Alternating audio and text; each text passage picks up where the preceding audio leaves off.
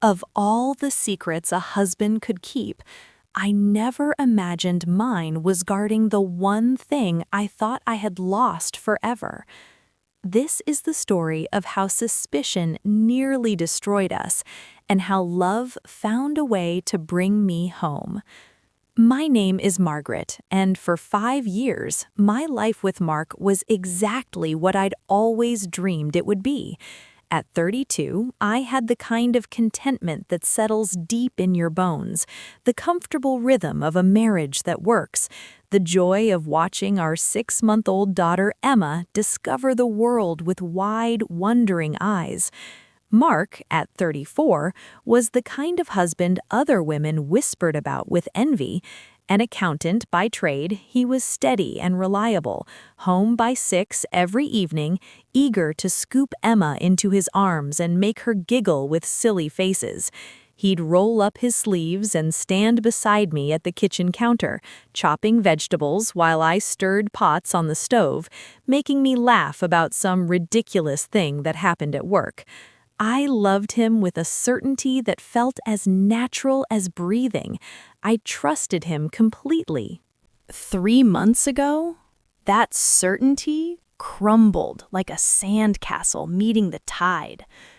It was a Tuesday evening, ordinary in every way, until Mark set down his fork and said, "Margaret, I've taken on some additional work, evening hours." I blinked at him across the table, mid-chew. A second job? Mark, we're comfortable. We're not struggling. I know. He reached for his water glass, avoiding my eyes. But I've been thinking about Emma's future. College, maybe a little house with a garden someday. I want to give her everything.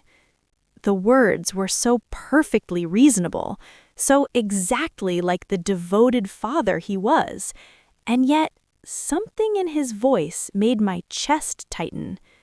What kind of job? Where? He hesitated, just a fraction of a second, but I caught it.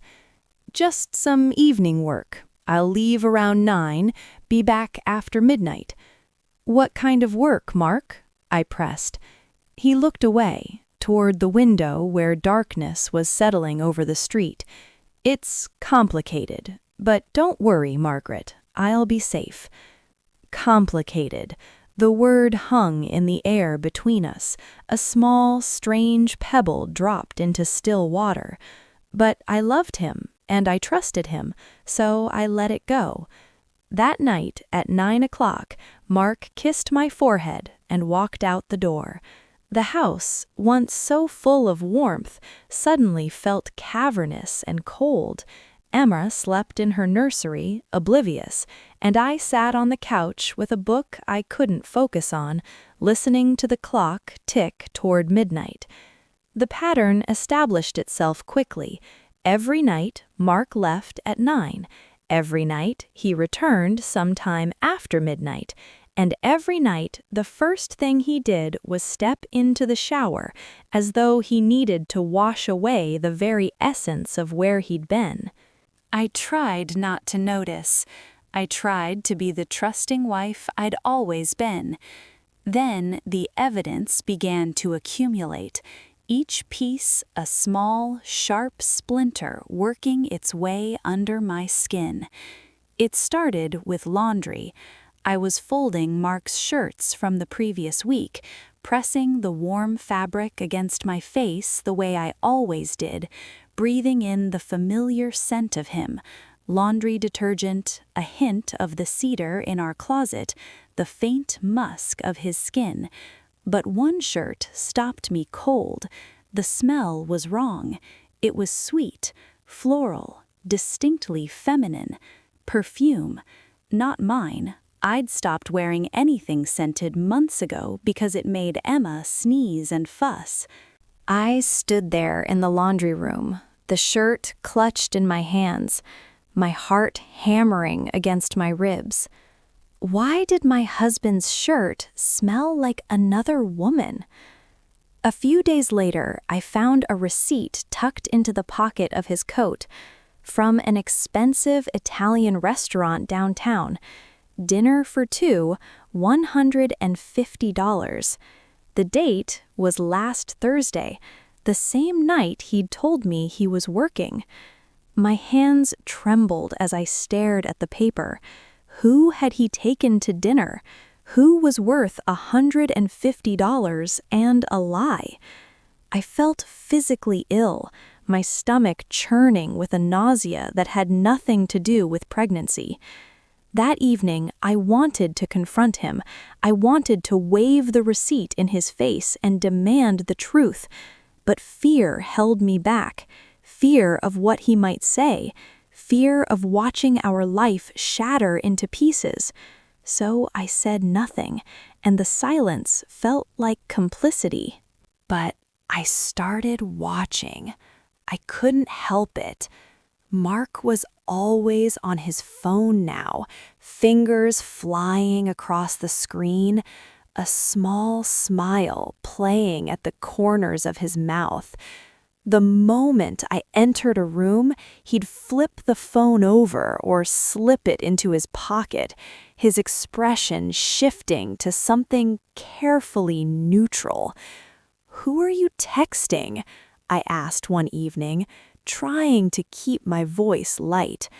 "Just work stuff," he said, but his eyes skittered away from mine, and I saw it, the flicker of guilt, the tension in his jaw.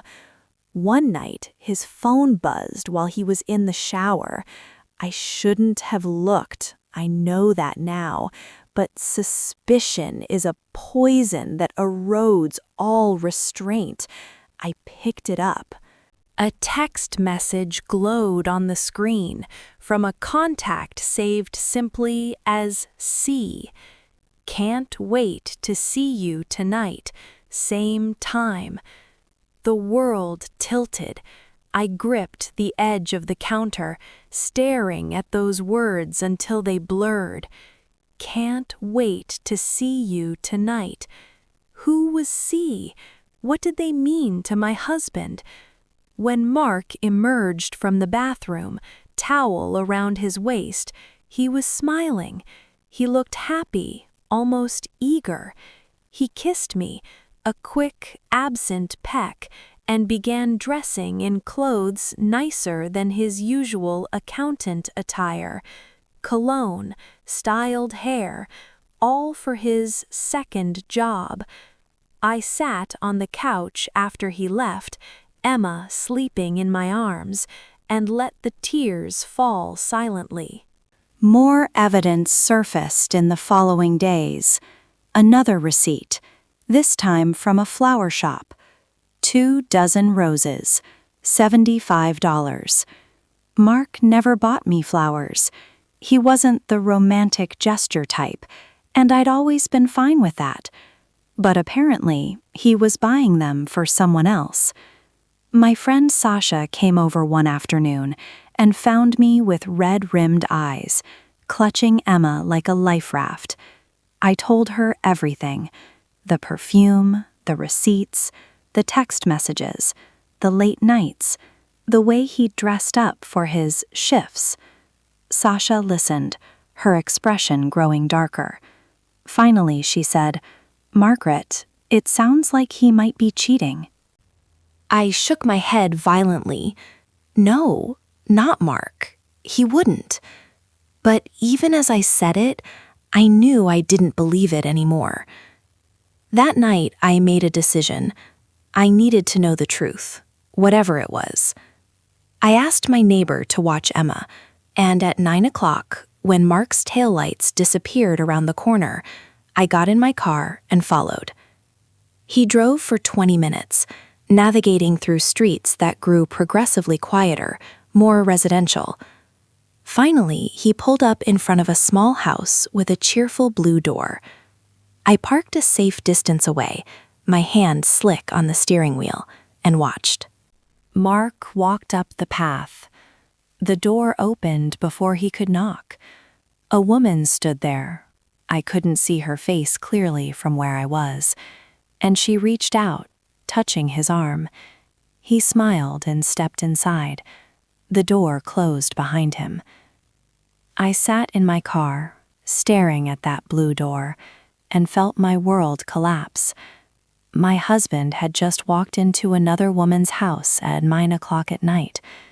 There was no innocent explanation. There couldn't be. I waited 2 hours. Mark didn't emerge.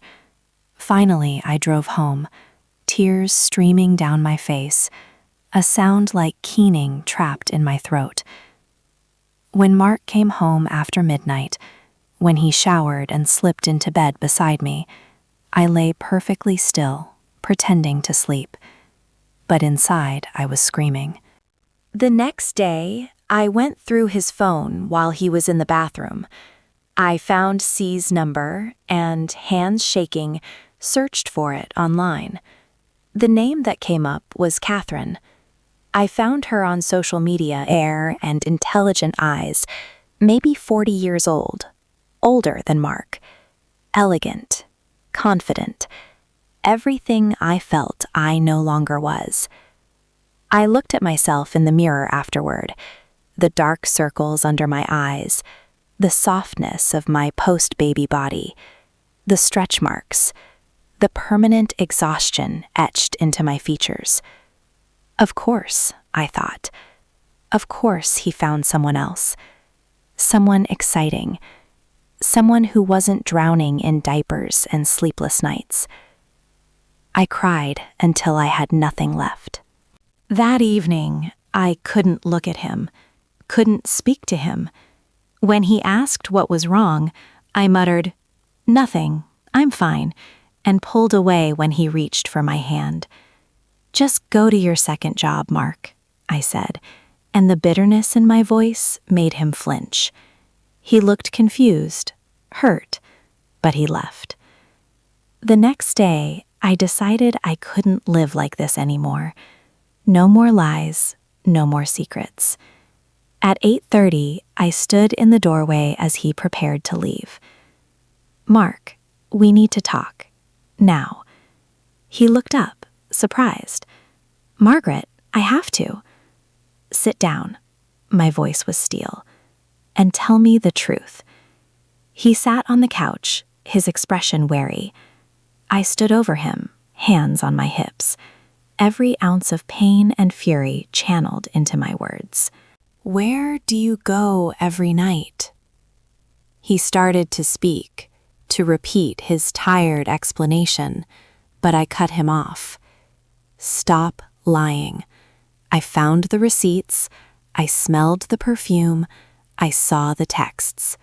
I followed you, Mark. I saw you go into that house." The color drained from his face. "You followed me?" "Yes." My voice cracked. "Who is Catherine? Why do you go to her every night? Tell me everything." His eyes went wide with something I couldn't read. "How do you know about Catherine?" "Just tell me the truth." Tears were streaming down my face now. "Please, I deserve that much." Mark ran his hands through his hair, a gesture of pure distress. For a long moment, he was silent. Then he said quietly, "Margaret, sit down, please." I sat, my whole body trembling. Mark took a deep breath. "Catherine is your mother." The words made no sense. I stared at him, uncomprehending. "What?" "The house I go to every night. It's your mother's house." I couldn't breathe. My mother?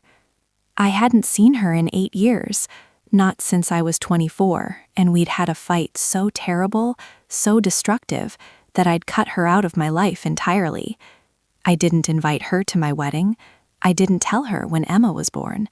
She was a closed chapter, a wound I'd learned to live around. Mark continued, his voice gentle now. 3 months ago, your mother contacted me. "Margaret, she's dying. Stage 4 cancer. The doctors gave her maybe 2 or 3 months." The world tilted again, but differently this time. Not with suspicion, but with a grief so vast I couldn't comprehend it. "She wanted to see you," Mark said, "to apologize, to meet Emma, but she was terrified to reach out directly, afraid you'd reject her. So she asked me to visit, to tell her about you and Emma. She just wanted to know about your life before she goes." I stared at him, this man I'd accused of the worst betrayal. "You've been visiting my mother every night?" He nodded. "I talk to her. I show her pictures of Emma. I tell her stories about you, about our life, about the little things. She treasures every detail. But the perfume, the restaurant, the flowers?" "The perfume is from her nurse," Mark said gently. "The restaurant receipt was takeout. Your mother wanted her favorite pasta one last time. The flowers were for her room, to brighten it up. And C in my phone, I saved her as C so you wouldn't see her full name and ask questions. I wasn't ready to tell you until I understood what you wanted." Every piece of evidence, every damning detail, rearranged itself into a new picture, not of betrayal, but of love so profound it had cost my husband 3 months of sleep, 3 months of secrets, 3 months of carrying this burden alone. I began to cry, but differently now. "I thought you were cheating. I thought you didn't love me anymore." Mark pulled me into his arms. "Never, Margaret. I could never stop loving you.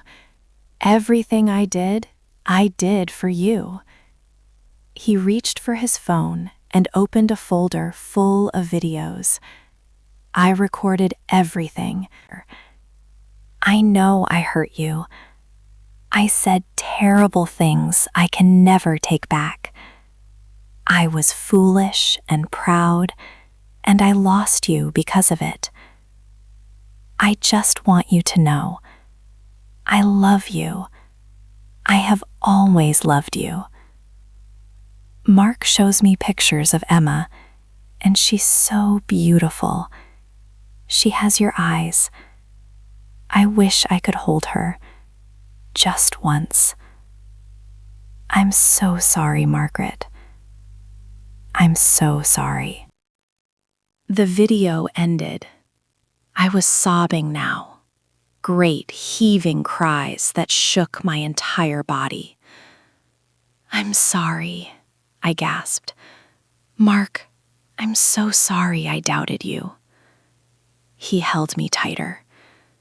"It's okay. It's okay. Can I still see her?" He pulled back, wiping tears from my cheeks with his thumbs. "Yes, she's waiting." We drove to the house with the blue door. When I walked inside, I saw her, my mother, lying in a hospital bed that had been set up in what must have been her living room. She was thin and weak, attached to machines that beeped softly. But when she saw me, her face transformed.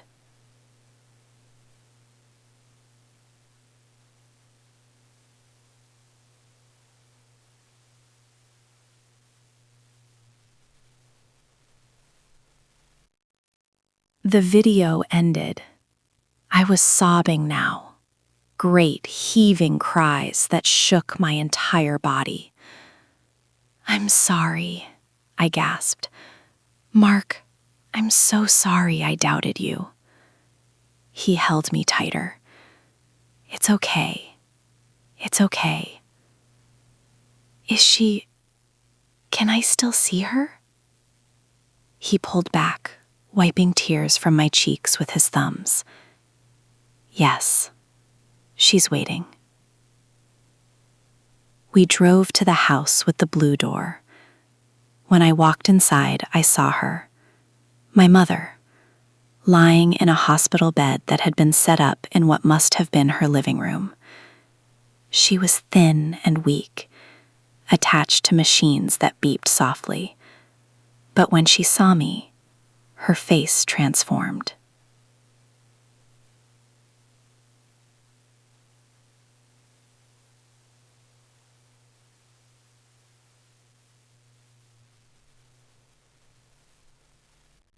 I crossed the room in 3 steps and fell to my knees beside her bed. "I'm here, Mom. I'm here." She reached for my hand with papery fingers. "I'm so sorry, Margaret, for everything." "I'm sorry, too." The words came brokenly, through tears. "I love you. I never stopped." "I love you too, baby. I love you too." We talked for hours. We cried together. We laughed at old memories, at the ridiculous arguments we'd had, at the years we'd wasted. It was the most painful and beautiful night of my life. The next day, I brought Emma. My mother held her great-granddaughter in her arms, kissing her forehead with trembling lips. "She's perfect," she whispered. "Absolutely perfect." I visited every day after that. We made up for lost time as best as we could, cramming years of love into weeks.